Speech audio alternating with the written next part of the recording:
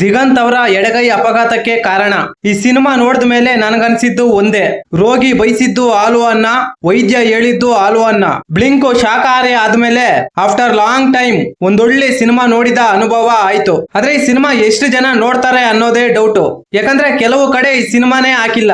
ಇದರ ಕಡೆ movie team ಸ್ವಲ್ಪ ಗಮನ ಹರಿಸಬೇಕು. ಇನ್ನು ಈ ಸಿನಿಮಾದ ಕತೆ ವಿಚಾರಕ್ಕೆ ಬಂದ್ರೆ, ಲೊಡ್ಡೆ ಲೋಹಿತ್ ಅಲಿಯಾಸ್ ದಿಗಂತ್ ಒಂದು ದಿನ ತನ್ನ ಗೆಳತಿ ನಿಧಿ ಸುಬ್ಬಯ್ಯ ಡೇಟ್ ಮಾಡೋಕೆ ಲೊಡ್ಡೆ ಲೋಹಿತ್ನನ್ನು ತನ್ನ ಫ್ಲಾಟ್ ಗೆ ಕರೆದಿರ್ತಾಳೆ.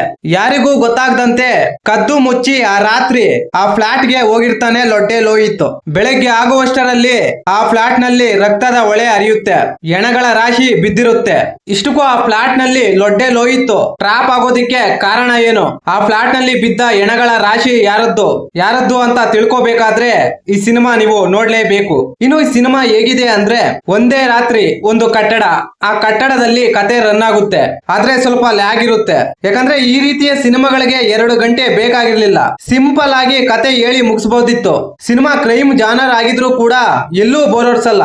ದಿಗಂತ್ ಅವರು ಅಲ್ಲಲ್ಲಿ ನಗಿಸುವ ಪ್ರಯತ್ನ ಮಾಡಿದ್ದಾರೆ. ಅನ್ನೆಸೆಸರಿ ಸೀನ್ಗಳು ಬೇಕು ಅಂತಾನೆ ತುರ್ಕಿದ್ದಾರೆ. ಫೈನಲ್ ವರ್ಡಿಕ್ಟ್ ಏನಪ್ಪಾ ಅಂದ್ರೆ, ಸಸ್ಪೆನ್ಸ್ ಥ್ರಿಲ್ಲರ್ ಇಷ್ಟಪಡೋರಿಗೆ ಈ ಸಿನಿಮಾ ಖಂಡಿತ ಇಷ್ಟವಾಗುತ್ತೆ. ಈ ಮಾಹಿತಿ ನಿಮಗೆ ಇಷ್ಟವಾಗಿದ್ದರೆ ಶಿವರಾಜ್ ಇನ್ಫೋ ಯೂಟ್ಯೂಬ್ ಚಾನಲ್ಗೆ ಸಬ್ಸ್ಕ್ರೈಬ್ ಮಾಡಿ, ಸಪೋರ್ಟ್ ಮಾಡಿ. Thank you for watching. ಧನ್ಯವಾದಗಳು.